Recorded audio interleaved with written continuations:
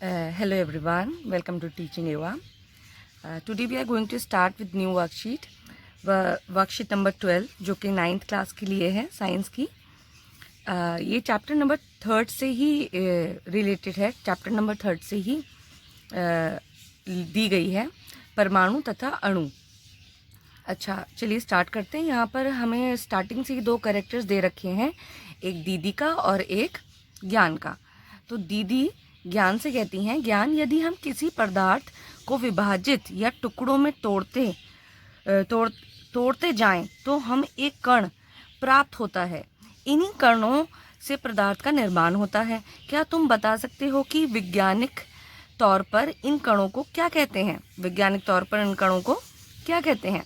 तो जिज्ञासा, दीदी इन कणों को वैज्ञानिक तौर पर अणु कहते हैं. जैसे कि अगर हम एक पदार्थ ले लें, कुर्सी का टुकड़ा ले लें या लकड़ी का टुकड़ा ले लें, उसका इतना छोटा सा भाग बड़ा करके देखें तो हम पहले भी देख चुके हैं, इसके अंदर छोटे छोटे बहुत छोटे छोटे कण होते हैं. ठीक है, अब ये जो कण होते हैं इसको हम इनको अगर तोड़ते जाएं, इसको तोड़ते जाएं और तोड़ते जाएं, तो सबसे लास्ट में एक कण बचेगा. तो ये जो कण होगा, इससे इन कणों से ही मिलकर ये पूरा का पूरा पदार्थ बना होता है.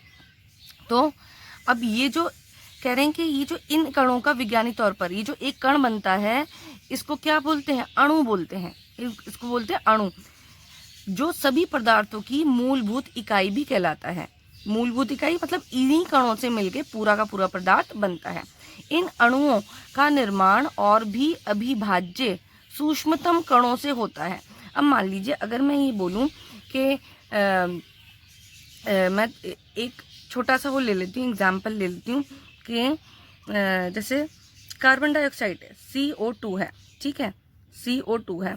तो अगर हम CO2 गैस ले लेते हैं, उसका सबसे छोटा कण जो होगा, ये कार्बन और ऑक्सीजन से, मतलब कि कार्बन डाइऑक्साइड किससे मिलकर बनी? कार्बन और ऑक्सीजन से. तो हम ये पहले ही पढ़ चुके हैं कि जो यौगिक होते हैं उनका निर्माण 2 तत्वों से मिलकर होता है. तो ये जो तत्व दे रखे हैं, ये इसका एक जो भाग होगा, मतलब सबसे जो सिंगल यूनिट होगी, वो क्या कहलाएगी? वो कहलाएगी परमाणु. तो एक तरह से 2 परमाणु से, कार्बन और ऑक्सीजन के परमाणु से मिलकर कार्बन डाइऑक्साइड बनी है. इसी तरह से हम ये कह सकते हैं कि जो कार्बन डाइऑक्साइड का सबसे छोटा, मतलब एक एकल कण होगा, ठीक है, वो क्या कहलाएगा? इसका कार्बन डाइऑक्साइड का अणु कहलाएगा. इन अणुओं को इसी तरह से हाइड्रोजन गैस ले लेते हैं और ऑक्सीजन गैस ले लेते हैं, फ्लोराइड की गैस ले लेते हैं. तो ये सारे के सारे क्या हैं? फ्लोरीन की गैस. ये सारे के सारे क्या हैं? ये भी अणु हैं, क्योंकि ये एक से ज़्यादा किसके परमाणुओं के बने हैं. इन अणुओं का निर्माण और भी अविभाज्य सूक्ष्मतम कणों से होता है, जिन्हें परमाणु कहते हैं. जैसे कि कार्बन है, ऑक्सीजन है, कार्बन और ऑक्सीजन साथ में मिले कार्बन डाइऑक्साइड बनाई, तो ये क्या हो गए? ये परमाणु हैं. और मिलकर क्या बना रहे हैं? अणु बना रहे हैं, एक अणु बना रहे. ठीक है, जिन्हें और विभाजित नहीं किया जा सकता. अब हम कार्बन को अगर और विभाजित करेंगे तो इसकी खुद की आइडेंटिटी क्या होगी? खत्म हो जाएगी. तो हम कार्बन को और नहीं तोड़ सकते. जिन्हें और विभाजित नहीं किया जा सकता है, परमाणु पदार्थ की रचनात्मक इकाई भी कहलाते हैं. मतलब कि परमाणु पदार्थ की रचनात्मक, इन्हीं से पदार्थ मिलकर बने होते हैं. जैसे ग्लूकोज ले लिया, C6H12O6. ठीक है, अब ये जो ग्लूकोज है, ये पूरा ग्लूकोज का एक अणु कहलाएगा. और इसके अंदर परमाणु कौन कौन से? कार्बन, हाइड्रोजन, ऑक्सीजन, ये परमाणु भी कैसे? अब मान लो कि C6 दे रखा है, ठीक है, तो कार्बन यहाँ पे 6 कार्बन है, तो कार्बन का भी मैं सिर्फ एक कार्बन लेंगे, ये 6 कार्बन का भी एक कार्बन लेंगे, तो ये एक कार्बन क्या है? परमाणु है. ठीक है, और अगर वहीं पे मैं कार्बन के 6 परमाणु साथ में लेते हैं, तो ये कार्बन का क्या बन जाएगा? अणु बन जाएगा. मतलब अणु जो होते हैं वो एक से ज़्यादा परमाणुओं से मिलकर बनते हैं. अब ज़रूरी नहीं है कि अणु जो है वो एक ही परमाणु के बने, वो अलग परमाणुओं के भी बन सकते हैं. ठीक है, मगर ये होगा क्या? सबसे छोटा कण होगा. अणु क्या होगा? सबसे छोटा कण होगा किसी भी पदार्थ का. ये परमाणु कितने बड़े होते हैं। अब दीदी ने पूछा कि ये परमाणु कितने बड़े होते हैं, क्या हम इन्हें देख सकते हैं। तो ज्ञान ने क्या उनको रिप्लाई करा, आंसर करा, नहीं दीदी, परमाणु हमारी सोच से कहीं ज़्यादा छोटे होते हैं। देखो, एक कागज़ की मोटाई में ही कई लाख परमाणु होते हैं। परमाणु का आकार नैनोमीटर में मापा जाता है और 1 नैनोमीटर 10⁻9 मीटर के बराबर होता है। मतलब इतना ज़्यादा छोटा होता है कि 1 मीटर का 10 करोड़वा भाग, 1 मीटर का 10 करोड़वा भाग इतना छोटा होता है एक परमाणु। ठीक है। ज़्यादातर परमाणु बहुत अधिक क्रियाशील होते हैं, जिससे ये आपस में रासायनिक अभिक्रिया कर पदार्थ को दूसरे कणों का निर्माण करते हैं। पदार्थ के दूसरे कणों का निर्माण करते हैं, जिन्हें अणु कहते हैं। अब देखो, अणु को इन्होंने डिफाइन वही कर रखा है जो मैंने आपको बताया था।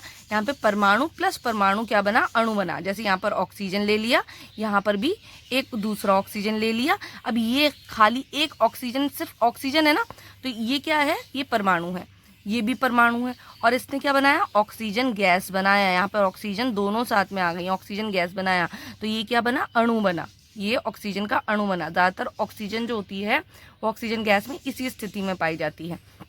अगर इसी तरह से मैं हाइड्रोजन और हाइड्रोजन को ले लूँ तो ये क्या बनेगा, ये क्या बनेगा, H2 बन जाएगा। तो ये भी परमाणु और ये भी परमाणु, और ये क्या बना रहे हैं, अणु बना रहे हैं हाइड्रोजन गैस का। ठीक है। इसी तरह से ये जो है यहाँ पर ये जो आपको दे रखा है, ये एक तरह से एटम्स का, परमाणु के अणु बनना है। ठीक है। अगर यहाँ पर ये दोनों बदल जाएंगे तो वही आपके क्या, यौगिक के अणु बन जाएंगे। जैसे कुछ जो होते हैं वो आपके ये क्या है, ये एटम से बने हुए हैं, मतलब कि ये परमाणुओं से बने हुए अणु है, मॉलिक्यूल है। अणु मतलब एक मॉलिक्यूल। ठीक है। तो ये सेम उसके भी बन सकते हैं और ये अलग तत्व के भी बन सकते हैं। सेम परमाणु के भी बन सकते हैं और अलग के भी। जैसे कि यहाँ पे मैंने एग्जाम्पल के तौर पे हम कार्बन का ही ले लेते हैं। कार्बन लिया और कार्बन के साथ ऑक्सीजन लिया। ठीक है। कार्बन और ऑक्सीजन साथ में ले लिया, तो ये कार्बन मोनोऑक्साइड, CO क्या होती है, कार्बन मोनोऑक्साइड। तो ये कार्बन मोनोऑक्साइड का अणु बन जाएगा। जबकि यहाँ पर हमने परमाणु दोनों अलग लिख लिए, ये भी परमाणु है और ये भी परमाणु है। और यहाँ पर दो अलग अलग परमाणु लेकर भी अणु बन सकता है। ठीक है। और सेम परमाणु लेकर भी अणु बन सकता है। होपफुली आपको ये अणु समझ में आ गया होगा। और परमाणु जो कि तत्व का सबसे जो तत्व होता है उसका प्योर भाग जो होता है और सबसे छोटा भाग, और यही रचनात्मक इकाई होती है जिससे और दूसरे अणु या फिर यौगिक मिलकर बनते हैं। विभिन्न पदार्थों का सापेक्ष आकार, यहाँ पे आकार दे रखा है। हाइड्रोजन का परमाणु कितना होता है, 10⁻⁻10 मीटर होता है। ठीक है। जल का अणु कितना होता है, 10⁻⁹ मीटर होता है। वही अगर जहाँ पे 10⁻⁹ आ रहा है, इसका मतलब क्या है, ये 1 नैनोमीटर हुआ। 1 नैनोमीटर जो होता है वो 10⁻⁹ मीटर के बराबर होता है। रेत का कण कितना बड़ा होता है, 10⁻⁴ मीटर बड़ा होता है। मतलब ये कह सकते हैं कि 1 मीटर का, यहाँ पे कितने -4 है, तो 1 2 3 4 यहाँ पे 0 लगा देंगे, मीटर, ये वाला भाग। और इसका मतलब क्या हुआ, अगर 10⁻⁹ ले रहे हैं, इसका मतलब क्या हुआ, एक के साथ 1 2 3 4 5 6 7 8 9, ये 9 0 लगा देंगे, मतलब कि आपका 10 करोड़वा भाग और मीटर। इसी तरह से यहाँ पर एक ऊपर और यहाँ पे -2 है तो 2 0 मीटर। तरबूज, यहाँ पे -1 है तो यहाँ पर 1 0। जो भाग होता है उसको अपॉन में करके, विभाजन में करके 1 लगा के, जितने भी यहाँ पर माइनस का साइन है उतने 0 लगा देते हैं, मीटर। इतना भाग हो जाता है ये। ठीक है। जैसे कि ये 10,000वां भाग हो गया, ये 100वां भाग हो गया, 10वां भाग हो गया। अच्छा, अब क्वेश्चन आंसर डिस्कस कर लेते हैं। निम्न प्रश्नों के उत्तर दीजिए। परमाणु और अणु क्या होते हैं? परमाणु क्या होते हैं? जो बहुत छोटा भाग होता है परमाणु इन अणुओं का निर्माण और भी अविभाज्य सूक्ष्मतम कणों से होता है, जिन्हें हम परमाणु कहते हैं। तो जब अणुओं का निर्माण और भी अविभाज्य सूक्ष्मतम कणों से होता है तो उन्हें हम क्या बोलते हैं? परमाणु बोलते हैं। ये तो आपकी परमाणु की डेफिनेशन हो जाएगी आंसर नंबर 1 की। और अणु क्या होते हैं? अणु क्या होते हैं? यहाँ पे देखिए, ज्यादातर परमाणु बहुत अधिक शक्तिशाली क्रियाशील होते हैं, जिनसे ये आपस में रासायनिक अभिक्रिया कर पदार्थ के दूसरे कणों का निर्माण करते हैं, जिन्हें हम अणु कहते हैं। ये भी फर्स्ट का आंसर हो जाएगा। उदाहरण सहित बताइए। यहाँ पर आप उदाहरण दे सकते हैं, परमाणु प्लस परमाणु और ये अणु बनेगा, और ऑक्सीजन प्लस ऑक्सीजन गैस बन जाएगा, ये अणु बन जाएगा ऑक्सीजन का। रिक्त स्थान भरो। परमाणुओं के आकार को डैश में मापा जाता है, नैनोमीटर में मापा जाता है। किसमें? नैनोमीटर में मापा जाता है। नैनोमीटर डैश मीटर के बराबर होता है, 10⁻⁹। ये हम आपने ऑलरेडी ऊपर पढ़ा था कि 10⁻⁹ मीटर के बराबर होता है। जल का अणु डैश मीटर डैश नैनोमीटर के बराबर होता है। जल के अणु को देखिए, ये कितने मीटर के बराबर है? 10⁹ मीटर के बराबर है। और जहां पे भी 10⁹ आता है, इसका मतलब क्या होता है? वो 1 नैनोमीटर है। कितना? 1 नैनोमीटर है। हाइड्रोजन का परमाणु 10⁻⁻10 मीटर के बराबर होता था। यहाँ पे 10⁻⁻10 यहाँ लिखेंगे। और मैं इसको इस तरह से भी लिख सकती हूँ, 10⁻⁻10 है तो इसको कैसे लिख सकते हैं? 10⁻⁹ इंटू 10⁻⁻1। और ये जो 10⁻⁻9 है, ये क्या है? नैनोमीटर। ये नैनोमीटर है। और इसके साथ क्या लग जाएगा? 10⁻⁻1। और 10⁻⁻1 का मतलब क्या है? 1/10 है ना, नैनोमीटर। और हम इसको ऐसे भी लिख सकते हैं कि 0.1 नैनोमीटर, राइट? कि अगर इसको हम ऊपर ले जाएंगे तो ये 0.1 बन जाएगा, 0.1 नैनोमीटर लिखा हुआ है। किन्हीं 3 परमाणुओं के नाम लिखिए।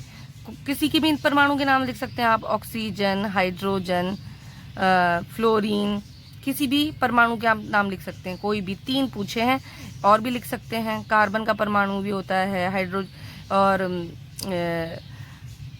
किसका? आर्गन का भी परमाणु होता है। किसी का भी आप नाम लिख सकते हैं। होपफुली आपको ये समझ में आया होगा। कोई भी प्रॉब्लम होती है तो प्लीज़ मुझे कमेंट बॉक्स में बताइए। Okay, thank you.